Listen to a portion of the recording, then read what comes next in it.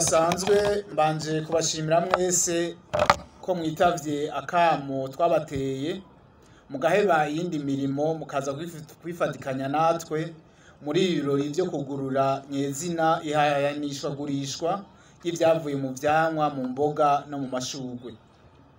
Numvise akanyamuneza ntangere kuri iteka mwaduteye no musi aho turamutse dutunganya ubwa mbere rino hayanisha gurishwa rizomara imisi ibiri. Batumire bahire namwe bashitsi, nk'uko musanzwe mubizi urudandazwa rw'Uburundi rurerekana neza ko kuva kera ibisanzwe biva hanze ari byo byinshi gusumba ibisohoka. Ivyo navyo bikagira ingaruka ku butunzi bw'igihugu. Ibidandazwa bisohoka bisanzwe ari bike cyane kandi bigizwe hanini n'ibidandazwa vya kera, cyane cyane icayi, ikawa hamwe n'ubutare. Igihugu rero kirakeneye impinduka muri ico gisata cyo kugwiza ibintu bidandazwa bija hanze.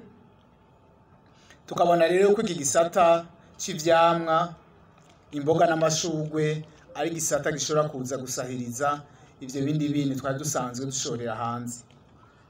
Ni muri iyo ntumbero rero ikigo kije guteza imbere Burundi ADB arico cahora citwa API n'abahinga bahurikiye muri gisata c'ivyamwa n'amashurwe ico twita secteur mu gifaransa ya horticulture, twagiye hamwe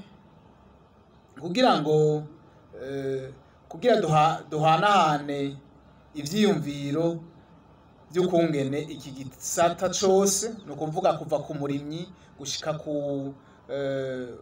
kuhingura ubwo burimyi kugira ngo tugiteze imbere cose. Kuno munsi uri hejuru ndi n'akanyamuneza ntangere ko kuza kwifatikanya namwe muri kino gikorwa cihanishwa gurishwa c'ivyamwa n'imboga n'amashurwe. Igikorwa twese kidukesha icubahiro kuko cerekana ivyo turiko turarangura mu guteza imbere igihugu cacu c'Uburundi na cane cane mu gisata c'uburimyi. Batumire bahire bashinga ntahe bapfasoni, kuko musanzwe mubizi leta mvyeyi kandi nkozi iruhande y'ibiterwa yashize imbere n'ibikorwa bitandukanye bifasha mu kugwiza umwimbu mu gihugu.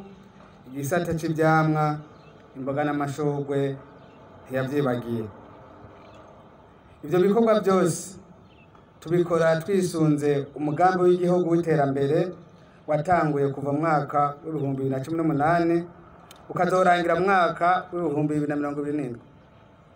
Uwo mugambi ukaba ari wo twisunze mu gushiraho uwundi mugambi mu bushikiranganji, nawo nyene ukaba uzorangira muri uwo mwaka nyene. Muri uwo mugambi uteza imbere ivyamwa, imboga n'amashurwe naho nyene ntitwavyibagiye, kuko bituma abenegihugu biteza imbere mu vy'ubutunzi ku giti cabo, bigatuma kandi bateza imbere igihugu cabibarutse. Nico gituma twatunganije irihanishwa gurishwa ry'ivyamwa, imboga n'amashurwe kugira twerekane intambwe tugezeko, tubonereho n'akaryo ko guhimiriza abandi bagwizatunga guhurumbira ico gisata. Twongere duteze imbere, dutere intege mwebwe mwese musanzwe mugikoreramwo kugira twunge urunani, tuduze ikivi hamwe, tugwize umwimbu kuko turi kumwe twese birashoboka.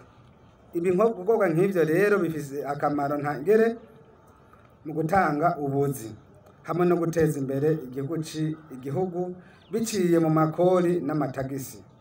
Vyongeye kandi ico kigo carafashije no mu gushinga urunani ruhurukiyemwo abigenga n'abaserukira leta mu ntumbero yo gufasha guteza imbere igisata c'ivyamwa, imboga n'amashurwe.